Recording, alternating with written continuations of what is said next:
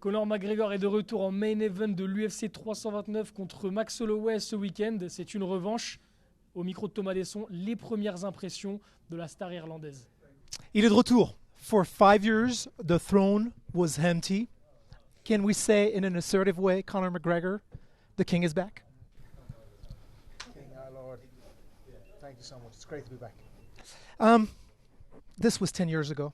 What would you say to that Conor McGregor from 2016?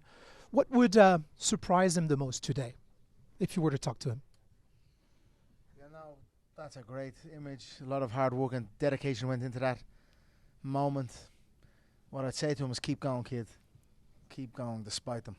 And that's what we're doing. You said to my colleagues you never doubted the fact that you'd come back at some point.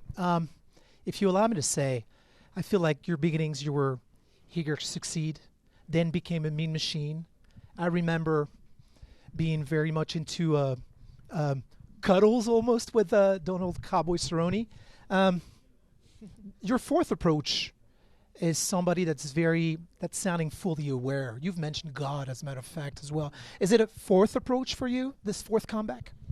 You could say that. I've always been respectful of my combatants post-bout. Mm-hmm. Now, if it's not reciprocated, it's a different story, but I will always embrace a fighting, a fight after the bout. And that is what I was with Cerrone. That's what I was with most. So, this could be a new way for sure. I certainly feel a lot more aware, a lot more experienced, and I'm excited to be back and showcase my improvements. Conor, 5 years in elite sports, most likely in this very fast-paced sport, feels like almost a generation. Although you said, he was my son, talking about Max Holloway. Does that mean you're going to rent a school bus for him to come out of the T-Mobile Arena on Saturday night? That means I'm going to run him over on Saturday night. Listen, I'm confident, and it is not just from words. It is from meticulous preparation for the bout.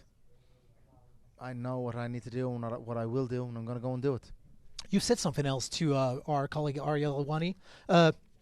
You're not going to steal this from me. It doesn't matter. It's not a driving force anymore. That's what you kind of said. Money is doesn't matter anymore? It does. You know, it's just not. It's not the be all end all. So, I'm not obsessed with the money or it's not even, look, money is, you need money for life and to live, but it's just more so materialistic. I just feel different. I don't know how to explain it in words. That's fine. I wish I could have offered something to Conor, but I think it might be a bit ridiculous. Do you know what to do? Give it to a homeless outside. There's many homeless here in the United States. It's an epidemic, especially on the west coast of the United States. It seems. So if you're passing by, give it to a homeless person. I sure will, sir. I sure will do that. To our French audience, if you have 30 seconds to, I want to say, sell the fight, UFC 329, what would you say? What would you tell them? UFC 329, the Mac is back. I'm coming in hot, fast and heavy and ferocious. You don't want to miss it. Let's go. I know in your contract they want you to fight in April, but you want to fight before the end of the year. I mean, if all goes well, we want to see you again in 2026. For sure. Yeah. I've said my piece. They've said their piece. Let's get through Saturday night and then we'll revisit again. So I would be confident in a 2026 return. We have a pretty good action man called BSD, Benoit Saint-Denis. I don't know if you'd be excited about that.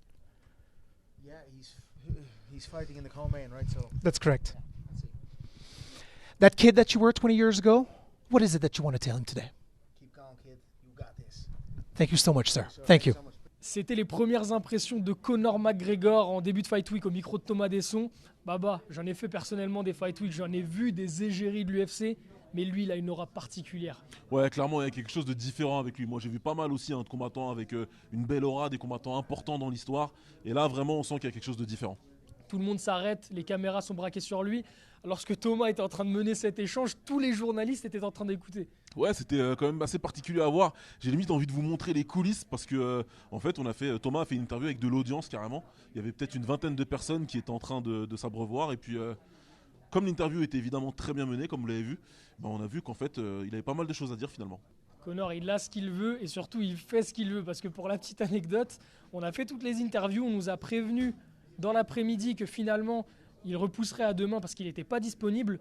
On est rentré à l'hôtel et une fois arrivé dans le lobby de l'hôtel, on a reçu un coup de fil pour nous dire qu'il fallait revenir parce que finalement il était OK pour faire les interviews maintenant. On ne savait pas s'il reviendrait demain, donc on a choisi évidemment de le faire pour pouvoir vous proposer cette interview.